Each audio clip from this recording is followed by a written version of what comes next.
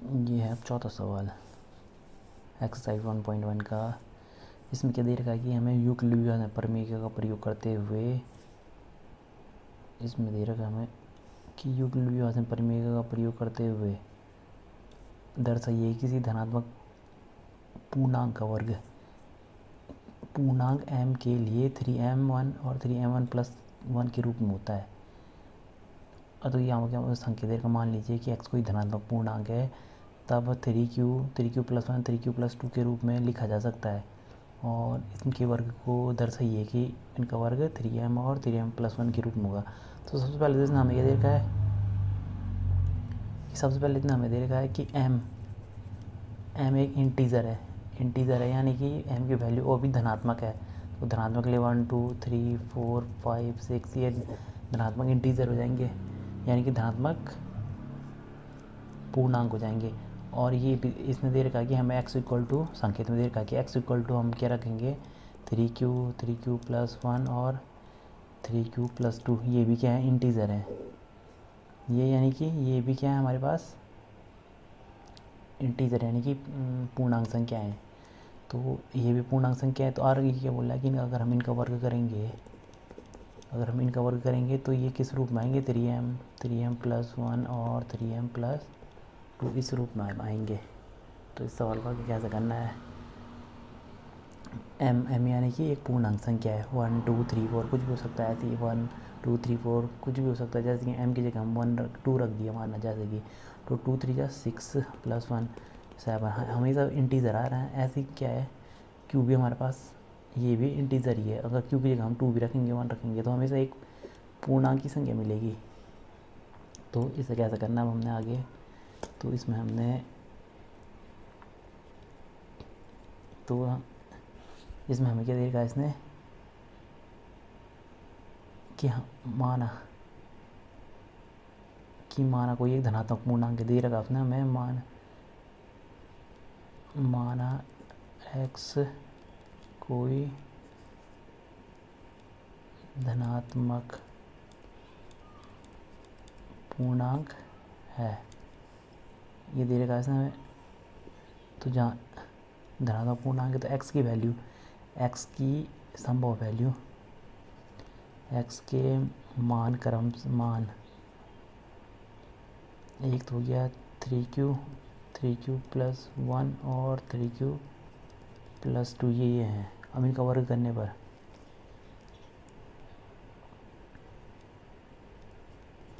अब कर दिया हमने इनका वर्ग, तो वर्ग करने पर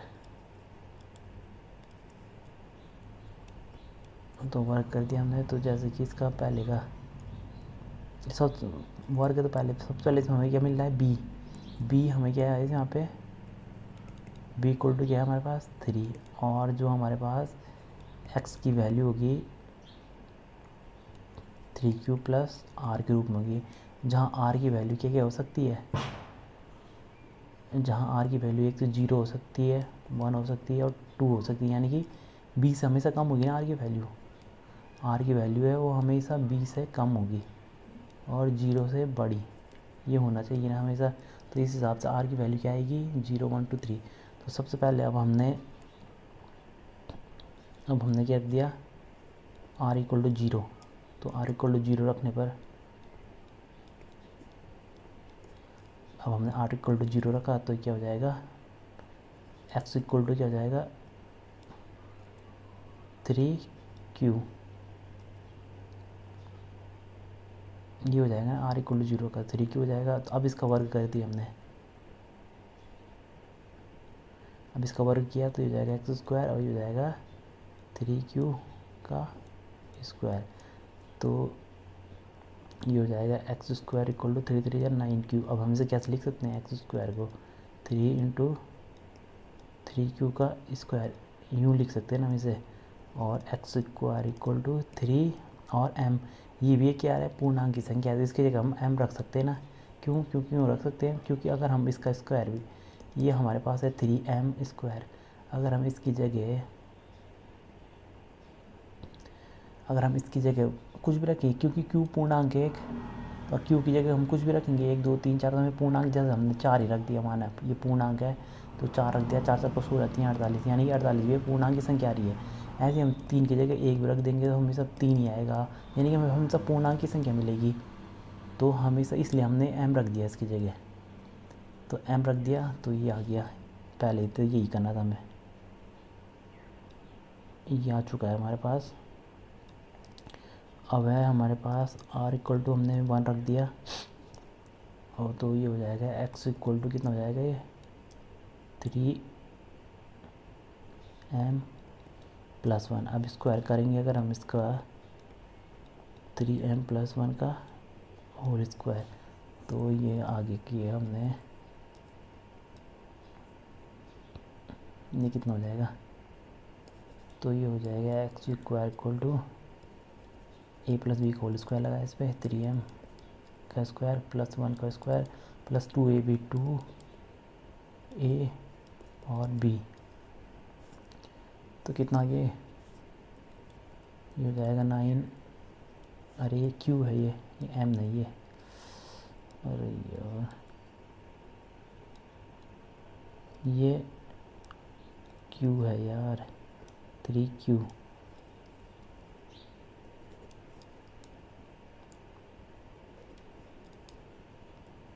तो ये हो जाएगा 9q का स्क्वायर प्लस 1 प्लस 3 2 जा 6q, ये तो ये हो जाएगा एक्स स्क्वायर इक्वल टू, अब 9q अगर हम इसमें से और इसमें से 3 कॉमन ले लें, अगर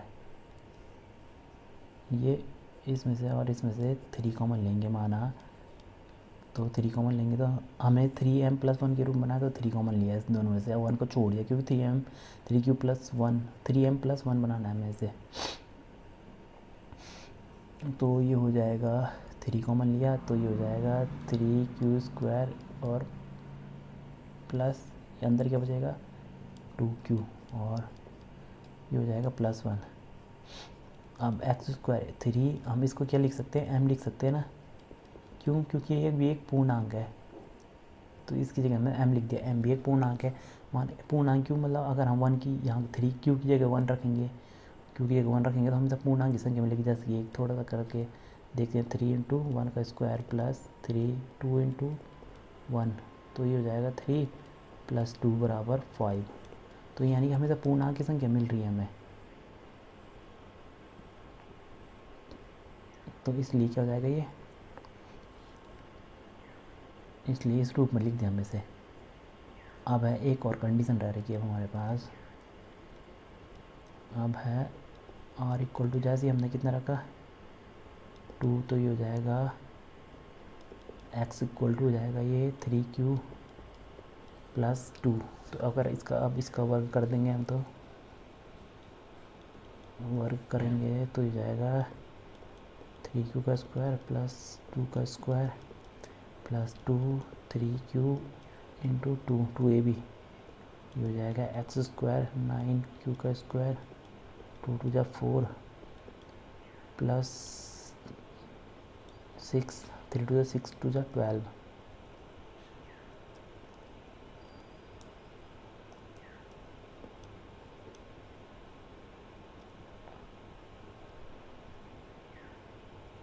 ये हो जाएगा 3 2 जा 12 और आगे है q। तो अब हम इसे क्या लिख सकते हैं, अब हमें 3m प्लस 1 के रूप में बनाना है इसे, तो 3m प्लस 1 के बनाने के रूप में अगर अगर इसमें से हम इसे हम कैसे लिख सकते हैं, 9q का square plus 3 plus 12q plus 1, यानी कि हमने ये 4 को 3 प्लस 1 के रूप में लिख दिया ना, तो ये हो गया, यहाँ से 3 कॉमन लिया तो ये हो जाएगा 3q का स्क्वायर प्लस 1 प्लस 3 कॉमन लिया तो अंदर कितना बचेगा, अंदर बचेगा 4q प्लस और ये बचा वाला 1। तो एक्स स्क्वायर इक्वल टू हम इसे कैसे लिख सकते हैं, 3m प्लस 1। क्यों लिख सकते हैं m, क्योंकि m एक पूर्णांक संख्या है और ये भी जो हमारे पास ये नंबर है ये पूर्णांक ही बनेगा, चाहे इसे करके देख लो। 3 क्यू, अगर हम इसकी जगह क्यू की जगह कोई पूर्णांक रख दें, 1 रखा कि स्क्वायर हो गया 1 ही आएगा, फिर ऐसे ही 1 और फिर 4 1 जब 4, इसकी जगह भी यही रखेंगे हम। तो ये कितना आएगा, 3 कम 3 3 9 और 4 ही कम 4, तो 9 4 13 1 14।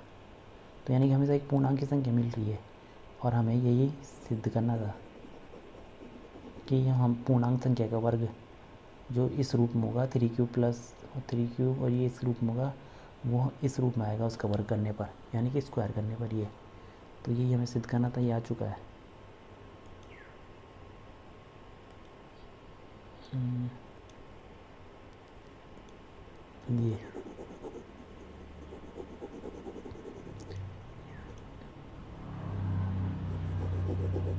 ये हो गया।